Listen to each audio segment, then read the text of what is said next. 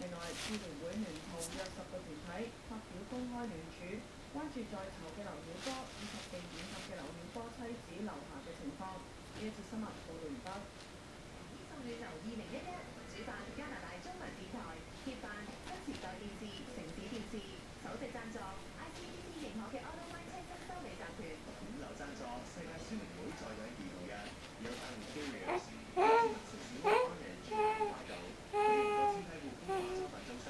Target Event 列治文夜市2012，高貴林高層柏文 Celadon Regency Lexus Richmond Auto West BMW 維修中心，大統華超級市場。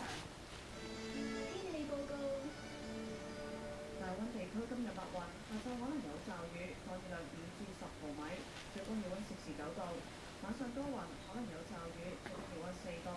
聽日間中有雨，降雨量25毫米，下晝大風，最高氣溫7度。